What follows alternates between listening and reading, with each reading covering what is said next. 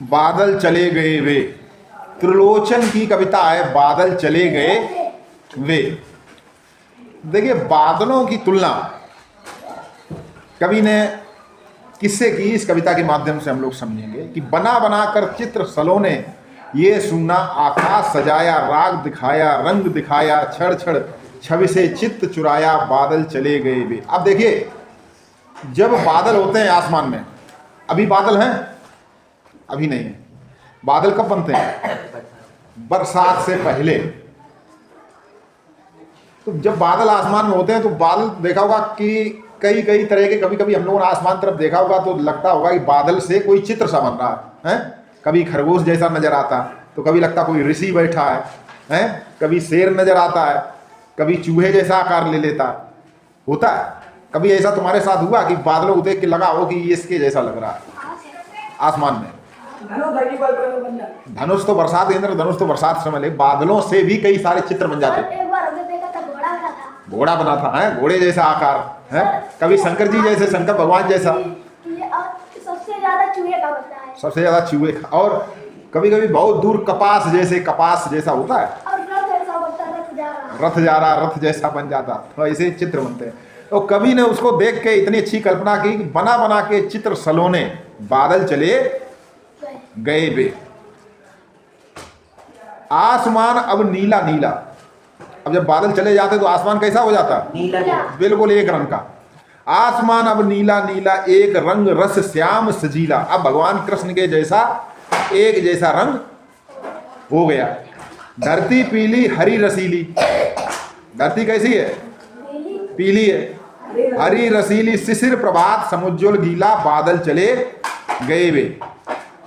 देखिए बादल जाते कब? बरसात भर बादल रहते हैं, बरसात के सीजन तक। उसके बाद ही बादल फिर चले जाते हैं, फिर बादल नहीं दिखाई पड़ते। चौमास 4 महीने तक। एक बार अकबर ने बीरबल से कहा कि ये बताओ कि 12 में से 4 घटा दिए जाएं तो कितने बचेंगे? बताओ। 8। तो बीरबल ने कहा एक भी नहीं बचेंगे। कि कैसे? अकबर ने कहा 12 में से 4 घटाए जाएं कितने बचेंगे? तो सबने कहा 8। बीरबल ने कहा एक भी नहीं बचेंगे। कि कैसे? बोले ऐसे कि साल में 12 महीने होते हैं और 4 महीने होते हैं सावन के। अगर साल में ये 4 महीने ना हो तो फिर क्या होगा? बारिश ही नहीं होगी। बारिश ना होने से कोई भी महीने का महत्व या हमारे लिए सारे महीने बेकार हो जाएंगे। एक भी महीना हमारे लिए काम का नहीं बचेगा। तो जब चौमास चले जाते हैं, आसमान से बादल चले जाते हैं, फिर सर्दी पड़ने लगती है हल्की हल्की, तो उस समय क्या होता है कि आसमान अब नीला नीला, एक रंग रस श्याम सजीला। धरती पीली, धरती उस समय सरसों की फसल होती है और हरी रसीली। तो उस समय धरती जमीन पर रंग कैसे दिखाई पड़ते हैं? पीले और हरे। शिशिर प्रभात समुज्ज्वल गीला। और जो शिशिर ऋतु होती है, वैसे तो हमारे यहाँ ऋतुएं 3 होती हैं, लेकिन जो शिशिर और बसंत, तो शिशिर क्या होता है? जब सर्दी से पहले का समय, तो उस समय क्या होता है कि शिशिर प्रभात समुज्ज्वल गीला। उस समय सुबह सुबह प्रभात, यानी कि सुबह सुबह ओस की बूंदें आ जाती, जमीन गीली गीली हो जाती है। शिशिर प्रभात समुज्ज्वल गीला, बादल चले गए वे। और 2 दिन दुख का 2 दिन सुख का, दुख सुख दोनों संगी जग में। तो इसी तरह हमारे जीवन में भी, जैसे कभी बादल कभी आसमान बिल्कुल खाली, इसी तरह हमारे जीवन में भी 2 दिन सुख के 2 दिन सुख के, दुख का 2 दिन सुख का, दुख सुख दोनों संगी जग में। कभी हास है कभी अश्रु है। तो कभी ने कहा है कि हमारे जीवन में भी सुख और दुख लगे रहते हैं। ये क्या है? एक दूसरे के संगी हैं, दोस्त हैं। सुख आता तो दुख भी फिर आता है, और दुख जाता है तो फिर सुख आता है। तो कभी हास है कभी अश्रु है, जीवन नवल तरंगी जग में, बादल चले गए वे। 2 दिन पाहुन जैसे रहेगा। पाहुन मीन्स मेहमान। तो जैसे मेहमान हमारे यहाँ आते हैं और 2 दिन रुकते हैं, उसके बाद चले जाते हैं, उसी तरह बादल भी हमारे यहाँ मेहमान की तरह आते हैं और चले। तो यहाँ देखिए कवि ने बादलों की तुलना, पहले तो उसने कितने अच्छी तरह से बताया कि बादल पहले चित्र बनाए खूब बढ़िया बढ़िया, उसके बाद फिर चले गए, फिर आसमान नीला नीला हो गया, फिर सुबह सुबह ओस गिरने लगी, धरती झरी हो गई, पीली हो गई। और इसी तरह हमारे जीवन में सुख होता है, फिर दुख होता है, और दोनों संगी हैं। तो बादल चले गए वह 2 दिन पाहुन जैसे रह करके। जैसे हमारे यहाँ रिश्तेदार आते हैं, रहते हैं, रिश्तेदार आते तो अच्छा लगता, रिश्तेदार आते बहुत अच्छा लगता। क्यों अच्छा लगता है? इसलिए अच्छा लगता है, इसके 2 कारण होते हैं।